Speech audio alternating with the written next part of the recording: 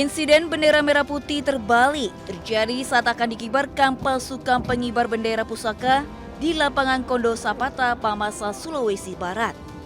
Bahkan saat insiden terjadi, Kepala Bagian Protokoler Pemda Mamasa Demayelo bergegas membantu 3 anggota Paskibraka untuk memperbaiki bendera. Setelah diperbaiki, ketiga Paskibraka pun mengikat ulang bendera dan upacara dilanjutkan kembali dengan lancar.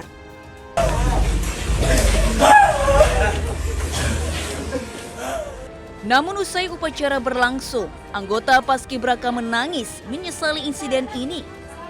Sementara Ketua Panitia memastikan jika insiden terjadi murni ketidaksengajaan dan meminta tidak menjadi polemik berkepanjangan.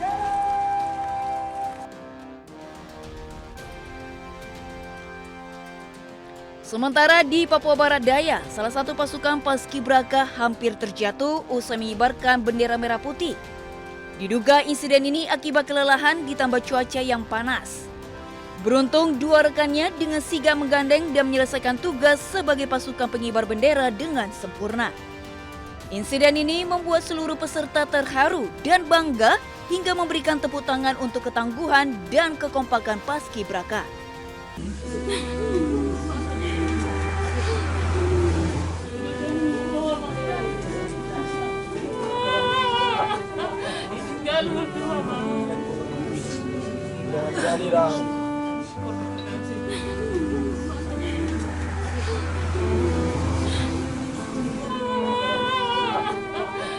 Isak tangis seorang komandan pasukan pengibar bendera di Kecamatan Lintang Nihuta, Kevin Selaban, pecah saat melihat jenazah sang ayah yang sudah terbujur kaku. Sang ayah tutup usia pada umur 59 tahun akibat sakit yang dideritanya. Kevin datang ditemani oleh rekan-rekan Paskibranya. Sebelum saya pergi seleksi, bapak saya sudah mendoakan saya supaya saya bisa menggapainya. Dan ternyata bapak saya dikabulkan. Makanya saya mau memperjuangkannya. Karena saya tidak mau mengecewakan bapak saya, pelatih saya, dan orang terdekat, apalagi negara saya.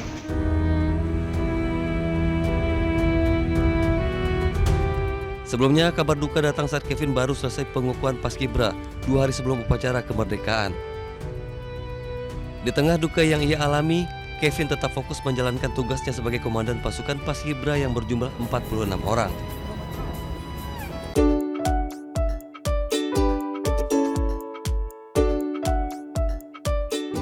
Memperingati HUT ke-80 kemerdekaan Republik Indonesia, berbagai tempat menggelar beragam lomba yang unik dan menarik. Seperti halnya di Panti Jompo Sukinto yang berada di Banjarnegara, Jawa Tengah, berlangsung penuh ceria. Meski usia sudah tua, tidak menyurutkan para lansia di sini dan mereka tetap semangat meski kebanyakan para lansia sudah tidak mempunyai gigi. Lomba diawali dengan makan roti tanpa menggunakan tangan, di mana roti diletakkan di kening dan para lansia harus menggerakkan wajah agar roti turun ke mulut.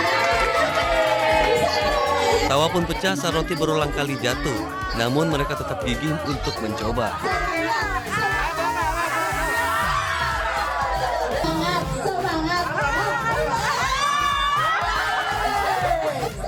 Selain itu, suasana tak kalah seru terjadi saat lomba makan kerupuk. Beberapa lansia mengaku kesulitan menggigit kerupuk karena gigi yang sudah tidak lengkap. Namun tantangan itu malah membuat suasana semakin meriah.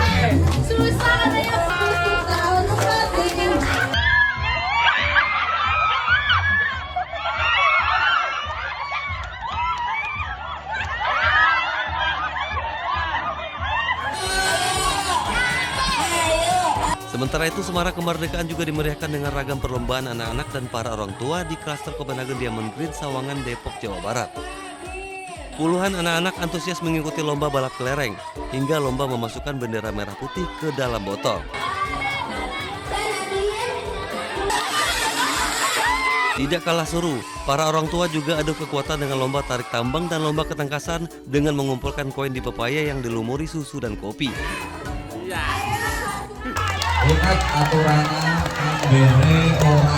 Semarak peringatan HUT ke-80 RI juga terasa di Pasar Beringharjo, Yogyakarta.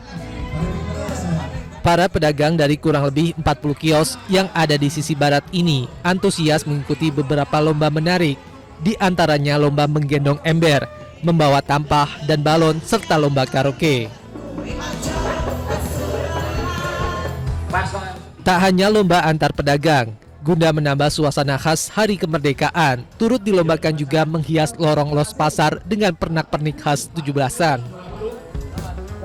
Selain sebagai wujud nasionalisme para pedagang, lomba ini diharapkan mempererat persaudaraan antar pedagang dan mampu menarik minat para wisatawan.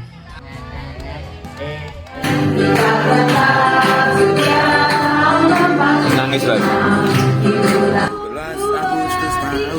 Kaum lanjut usia tidak mau kalah dengan anak muda yang menggelar lomba 17-an. Di ruang Aula Panti Wereda Pengayoman Wonodri Semarang, para lansia memakai baju merah putih memegang bendera kecil, bersemangat untuk mengikuti lomba antar lansia untuk menyemarakan HUT RI. Berbagai lomba digelar dengan penuh keceriaan dan menyiratkan pesan, salah satunya lomba memilah biji-bijian. Lansia lainnya berlomba menyusun gelas berpasangan. Ayo. Lomba ini bertujuan menambah keakraban dan kompak antar lansia dan juga melatih motorik dan daya ingat, tapi juga mempererat kerjasama dan persahabatan antar sesama lansia.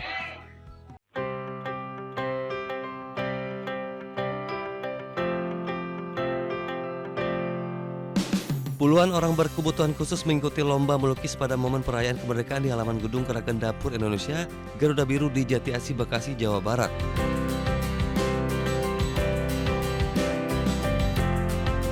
Dalam kesempatan ini mereka juga menerima berkah berupa kursi roda serta uang. Tidak hanya untuk disabilitas, lomba tumpeng pun diadakan bagi 8 dapur MBG dari berbagai kota. Kegiatan ini ditujukan untuk menyemangati serta menjaga kekompakan para pejuang dapur MBG. Dan bukan sekedar seremonial, namun juga bentuk nyata dalam mengisi kemerdekaan dengan berbagi. Kegiatan ini hanya berawal dari niat kita yang tulus bahwa masih banyak orang yang membutuhkan untuk gizi nasional ini, masih banyak orang yang ingin menjadikan relawan yang berkarya untuk di sini, dan alhamdulillah hari ini kita bisa mengundang dan berbagi berkah bersama disabel. Gerakan Dapur Indonesia dapat memberikan manfaat luas bagi masyarakat, di antaranya membuka banyak dapur dan menciptakan lapangan pekerjaan di masyarakat.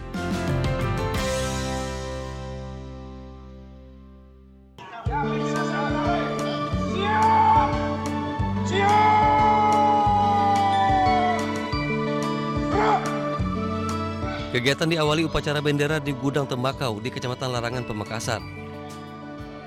Upacara yang dihadiri ratusan petani dan pedagang tembakau sekaligus menjadi awal pembelian hasil panen dengan harga antara Rp50.000 hingga Rp70.000 per kilogram.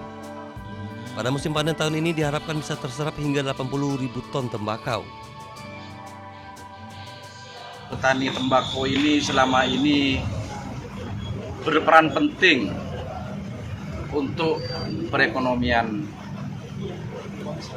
bangsa. Sekarang kami berharap, kami bersama para ulama berharap pemerintah untuk hadir. Jadi ini sebenarnya konvoi ini juga bertujuan kita ingin memberitahu, ayolah petani ini juga dilihat.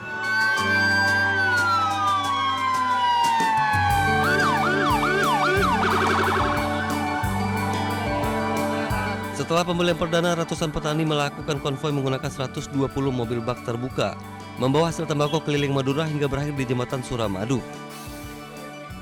Konvoi ini menjadi simbol dimulainya Panen Raya Tembakau 2025, sekaligus peringatan HUT Kemerdekaan RI ke-80.